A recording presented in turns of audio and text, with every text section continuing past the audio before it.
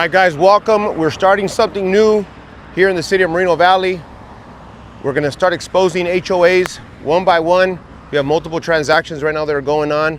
And as the years have gone by, over 27 years of my career in real estate, I've dealt with so many unfortunate situations with homeowners associations. I just thought it was time to start exposing them one by one and educating the public as to really what goes on, what the client should look for, what the consumer should look for as they go through the process of purchasing a property. There's too much back end with the HOAs, the way they budget, what they should be covering, what they don't cover, investigations that buyers need to be informed about when they're purchasing within an HOA. In the state of California, we have 50,000 registered HOAs, and we have no entity, no governing party that oversees these HOAs and their money management and what they're supposed to be doing, which is looking out for the consumer, looking out for these homeowners. We're here in this Olivewood Village community here in the city of Moreno Valley. I recently closed a transaction last month that I sold to my client originally in 2010, and I resold it for him because he just wanted to clean his hands of dealing with an HOA that consistently the price is going up, yet the community looks run down. We're gonna share with you guys in this series, not just this community, but multiple communities, as to what exactly goes on and the lack thereof. Nobody has time to really look into these kind of things, and we have to change the legislation here in California to where these entities are overseen by someone. Someone has to see where your money's going and making sure that it's not being spent, and the payouts that are made to individuals that nobody knows who they are, we have to start overseeing that. All right, guys, I want to explain to you the reason why I'm putting this together is, as I mentioned, we just closed a transaction in here, and I let the homeowners association know that I was going to expose what was really going on here. The buyer to this property was going to buy it with a 5% down payment because the HOA is depleted and has no funds within their budget. They have 40 units here at $470 a month, and they don't have any money because, according to what they're saying, they're putting the money into the community, which, as we move here and we move further, we're going to show you the damage, the lack of maintenance. Where they're saying they're spending the money is not actually where the money's being spent. If it was, this community wouldn't be looking so run down, inside and out.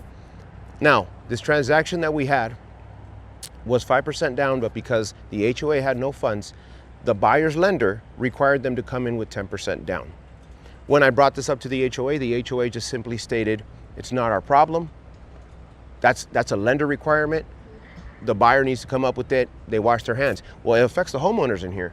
Why? Because the higher the requirements for someone to finance, for someone to qualify, the harder it is to sell, and the harder it is to sell, the values come down.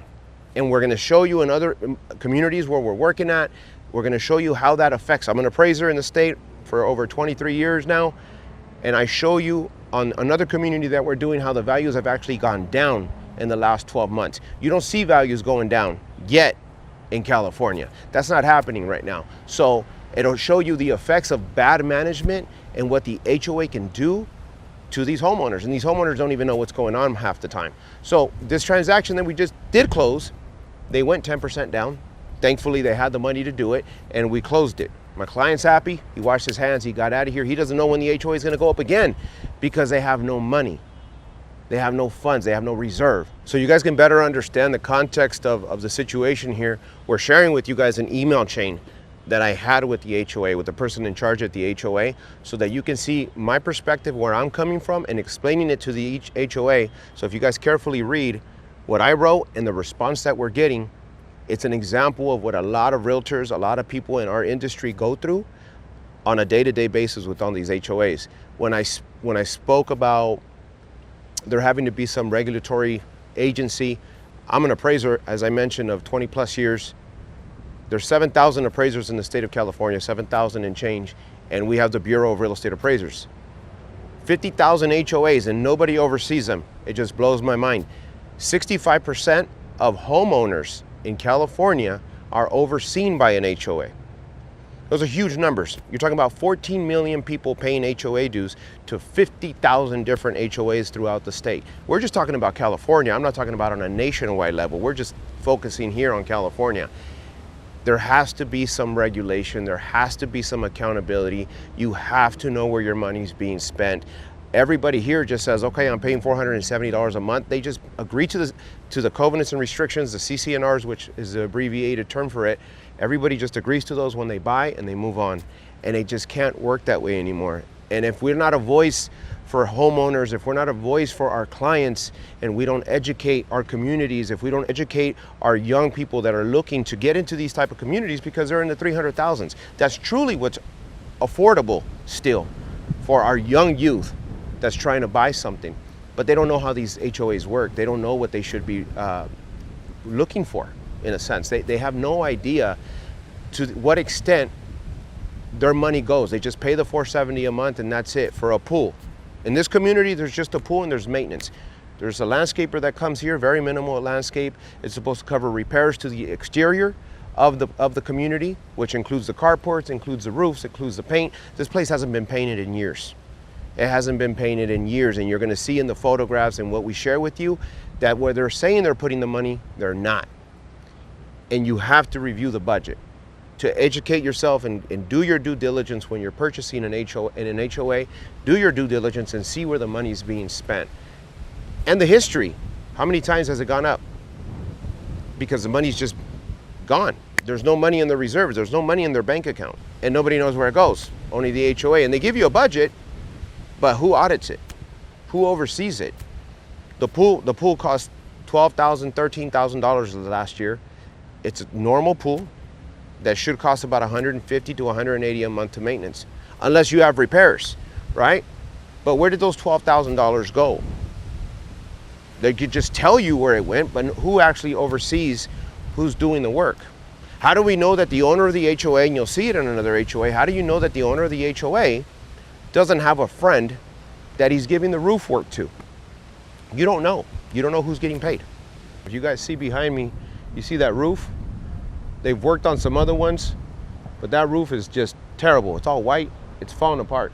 It needs to be changed out. It's been like that. I just sold this unit 2 years ago, and that one had issues 2 years ago, and now that hasn't been touched. If you look at this landscape, they have a huge budget for the landscape, yet this isn't even grass, it's weeds. They have little bushes that are falling apart. This is the lowest maintenance you could possibly think. There can't be somebody here that's actually spraying for weed, no weed control. The lack of maintenance here, as I mentioned earlier, they haven't painted this place in I don't know how many years. And I'm privy to it because I've sold these units for the last 16 years since I started selling properties in here. They say in real estate, when they talk to me, they ask me, hey James, as an appraiser, what helps my value?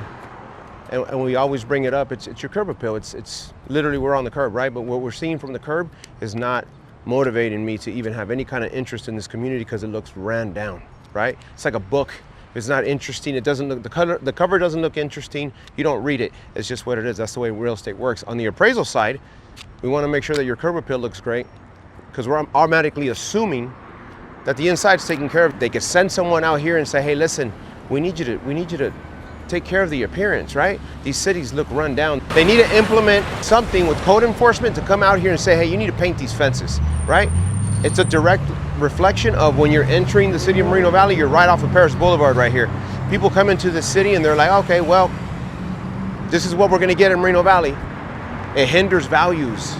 We have to implement regulations against these HOAs, but they're untouchable. My $470 a month that I'm paying, please dedicate to my own fence. Can you do that? Can you do that for me?